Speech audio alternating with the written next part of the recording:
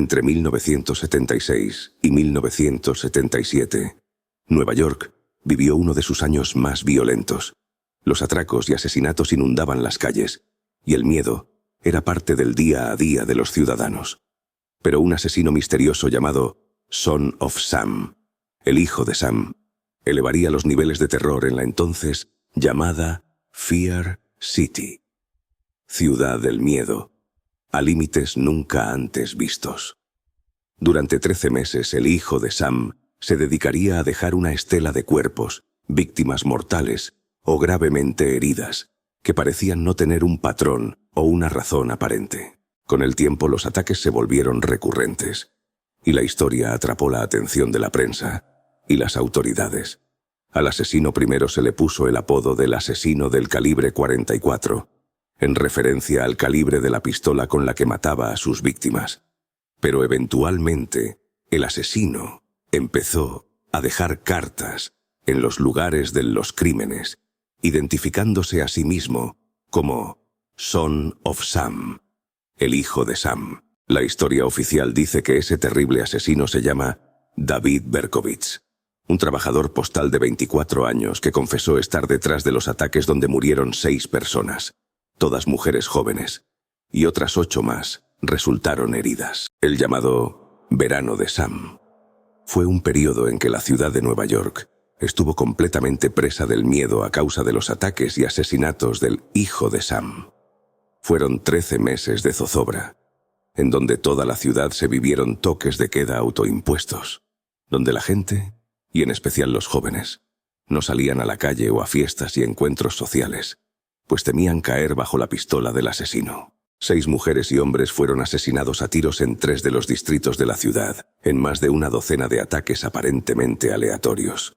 Los crímenes dieron lugar a una de las mayores persecuciones humanas de la historia de la ciudad. Los periódicos sensacionalistas lucharon por obtener la información más reciente, a medida que aumentaban las ventas diarias.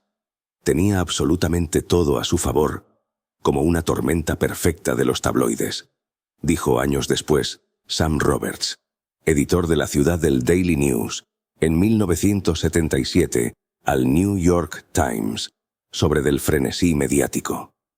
Era una historia de crímenes en curso y en desarrollo, por la que los neoyorquinos estaban genuinamente aterrorizados. El 29 de julio de 1976, el asesino ataca a sus primeras víctimas. Los disparos ocurrieron en el área de Pelham Bay, en el Bronx, y tuvieron como víctimas a 2 mujeres, Jody Valenti y Donna Lauria, de 18 años. Sucedió en el automóvil de Valenti, donde las chicas estaban hablando sin preocupaciones, cuando un hombre se acercó y disparó 3 balas. Lauria murió instantáneamente, y Valenti recibió un disparo en el muslo antes de que el hombre se alejara rápidamente.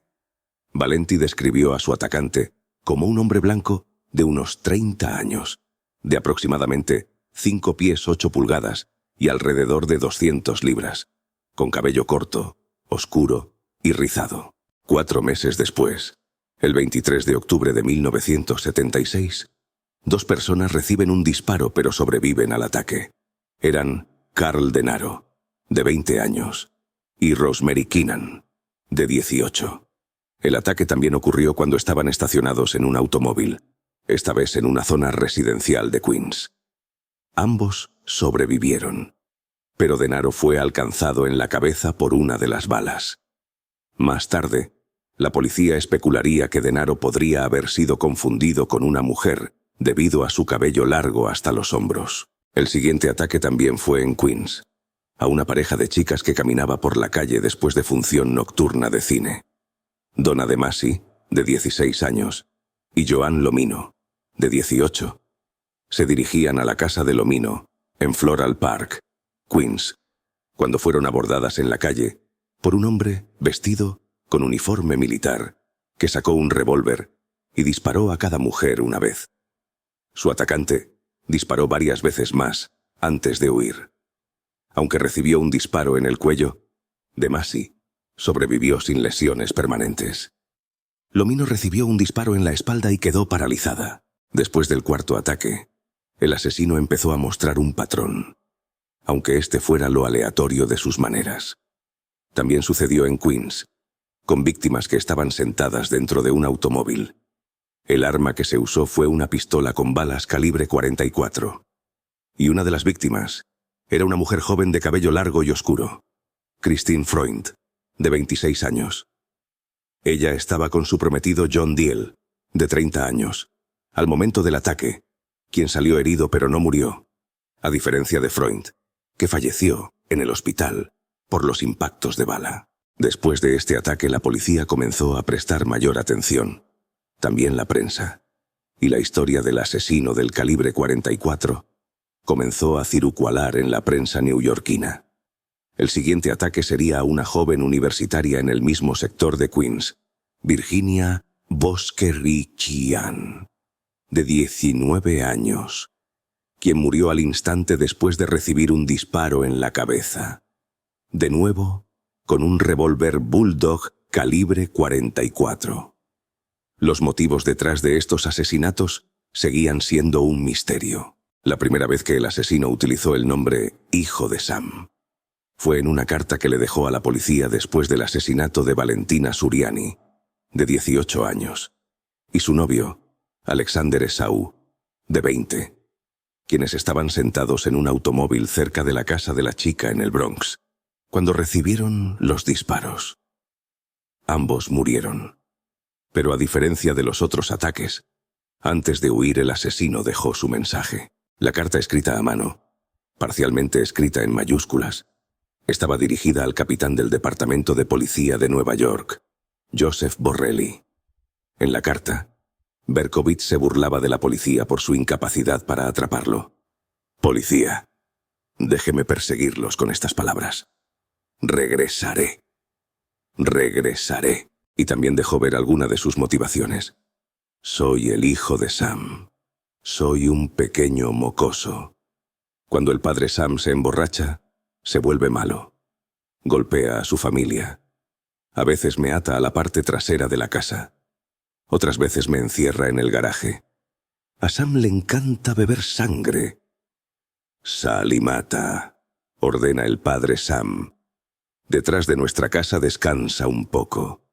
En su mayoría jóvenes, violados y masacrados, se les drenó la sangre.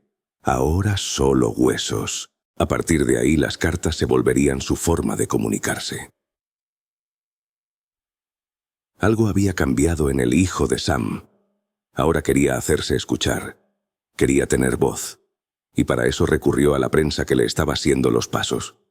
En una carta enviada al entonces columnista del Daily News, Jimmy Breslin, en mayo de 1977, y firmada como el Hijo de Sam, el asesino recordaba a sus primeras víctimas y decía que aunque había estado en silencio en los últimos meses, pronto volvería a matar. «No me importa la publicidad.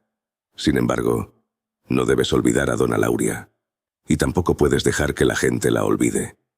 Ella era una chica muy dulce. Pero Sam es un muchacho sediento, y no me dejará dejar de matar hasta que se llene de sangre», escribió. La carta también incluía algunos nombres para ayudarlo. Nombres que algunos creen que indican que el asesino no trabajó solo, aunque otros piensan que son solo más nombres que Berkowitz se dio a sí mismo. Entre ellos se encuentran el Duque de la Muerte, el malvado Rey Wicker, los 22 discípulos del infierno y John Wittis. Para entonces los periódicos publicaban bocetos policiales del tirador que variaban enormemente. Las representaciones de un tipo de rostro estrecho y aspecto latino pronto dieron paso a un conductor rechoncho, al estilo Belushi, de un VW Beetle amarillo. Las diferencias en los bocetos avivaban las teorías conspirativas. ¿Era Sam un asesino solitario, o pertenecía a algo mucho más grande? Claramente había quienes preferían seguir las pistas de lo segundo. La policía finalmente dio con la captura de Berkowitz después de que en uno de sus ataques, el primero que incluyó una víctima con el cabello rubio, un testigo presencial dijo haber visto a un hombre con lo que parecía un arma minutos antes de los tiroteos de Brooklyn, y que otros oficiales de policía estaban escribiendo multas de estacionamiento en la misma área esa noche. Una búsqueda reveló que uno de los autos multados esa noche pertenecía a Berkowitz, quien ya estaba siendo investigado por denuncias de acoso a un vecino. El 10 de agosto de 1977, David Berkowitz es arrestado en Yonkers, NY, frente al edificio de apartamentos donde vivía. La policía investigó su automóvil y descubrió un rifle en el asiento trasero, mapas de las escenas del crimen y municiones. Luego lo esperaron a que saliera y lo arrestaron mientras estaba sentado al volante de su automóvil. Junto a él se recuperó una bolsa que contenía el revólver calibre 44 y, según los informes, un sonriente Berkowitz le dijo al oficial que lo arrestaba: «Bueno, me capturaste». Al día siguiente de su captura, Berkowitz confesaría ser el autor de los ataques y asesinatos. Él dijo que Sam era un espíritu demoníaco de miles de años que le hablaba a través del labrador negro de su antiguo vecino de nombre Sam. También le dijo a la policía que era responsable de 1.500 incendios en la ciudad, todos ordenados por el perro. Ese perro lo había perseguido hasta Yonkers, a donde se mudó después de perpetrar sus primeros asesinatos, que según él mismo dijo a las autoridades, fueron en 1975 y tuvieron por víctimas a 2 muchachas que apuñaló en un callejón. Cuando se mudó fuera de la gran ciudad, ese perro, el hijo de Sam, no lo dejaba dormir. Lo mantenía despierto en las noches y le ordenaba que matara, pues su hambre milenaria solo podía ser llenada con litros y litros de sangre. Berkowitz fue finalmente condenado a 6 sentencias de 25 años a cadena perpetua en el Centro Correccional Shawangunk, en Wallkill, Nueva York, donde todavía se encuentra cumpliendo su condena bajo el nombre de Brother Dave, que usa después haberse convertido al cristianismo. Ahora tiene 71 años. Años después de su condena confesaría que esa historia del perro no era real y que no había actuado guiado por una fuerza satánica que le daba órdenes a través del animal. Sin embargo, también ha declarado que fue parte de un culto violento que lo ayudó a llevar a cabo los asesinatos. Esto nunca se investigó en profundidad por las autoridades, aunque varios testimonios de detectives retirados del departamento de policía de la época reconocen que en su momento no creyeron que Berkowitz hubiera actuado solo. El caso nunca se volvió a abrir y solo un reportero siguió insistiendo en que detrás de esas muertes se escondía algo mucho más grande. Maury Terry es esa voz quien dirige la narración del documental de Netflix.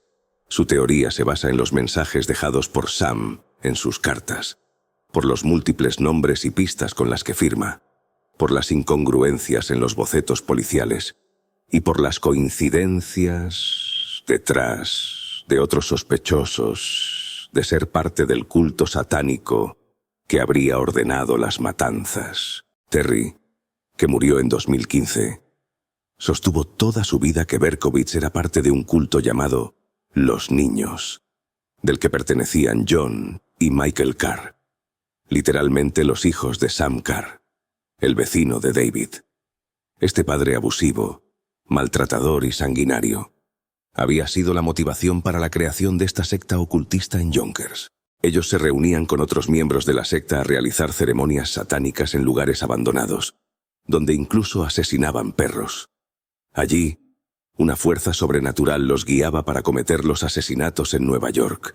Pero todo tendría una vuelta aún más turbia, pues Terry estaba convencido, y así lo dejó plasmado en su libro The Ultimate Evil, la maldad última, que los asesinatos de los hijos de Sam hacen parte de una red de organizaciones satánicas que opera en todo Estados Unidos e incluso el mundo, de la cual habría hecho parte la secta de Charles Manson, otro infame asesino serial estadounidense.